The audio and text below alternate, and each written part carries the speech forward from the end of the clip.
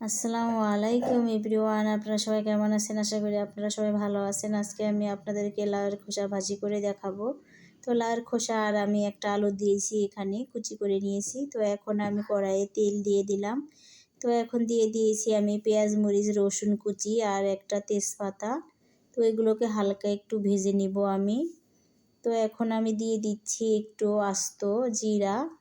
তো জিরাগুলো দিয়ে একটু আমি ভেজে নিব। তো আমি আজকে ঘি দিয়ে লাউয়ের খোসা ভাজি করব। তো ঘি দিয়ে লাউয়ের খোসা ভাজি করলে খুবই ভালো লাগে, আপনারা ট্রাই করতে পারেন।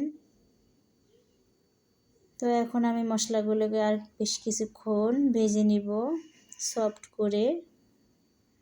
তো আমি যে নিয়মে লাউয়ের খোসা ভাজি করি খুবই ভালো হয়, তো আপনারা বাসায় ট্রাই করতে পারেন। তো এভাবে ডিম ছাড়া ভাজি করলে অনেকটা ভালো লাগে।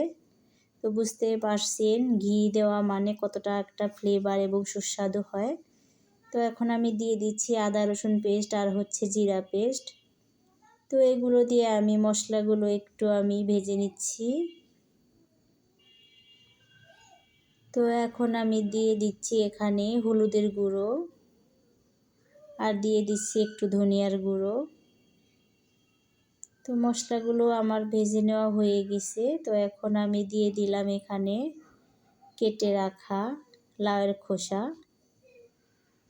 তো এগুলোকে এখন আমি আস্তে আস্তে ভেজে নেব, একটু পানি দিয়ে ঢেকে দিয়ে এখন ভেজে নেব। তো দেখতেই পাচ্ছেন আমাদের ভাজিগুলো একটু সেদ্ধ হয়ে আসছে। তো এখন আমি আস্তে আস্তে লাউয়ের খোসাগুলো ভাজি করে নিব। তো লবণটা আমি দিয়ে দিয়েছি। তো এখন আমি লবণটা চেক করে দিব আর একবার। তো দিয়ে দিলাম আর একটু লবণ। তো ভাজিগুলো আমি আবার নেড়ে দিচ্ছি।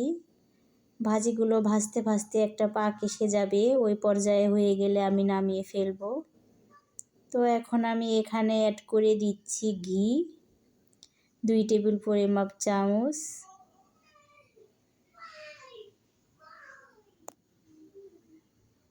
তো ঘি দিয়ে আমি এখন বেশ কিছুক্ষণ নেড়ে চেড়ে ভেজে নেব কয়েক মিনিট, তাহলেই হয়ে যাবে আমাদের ভাজি। তো আজকের মতো ভিডিও এ পর্যন্তই। সবাই ভালো থাকবেন, সুস্থ থাকবেন। আমার চ্যানেলটিকে লাইক সাবস্ক্রাইব করে দেবেন। আল্লাহ হাফেজ।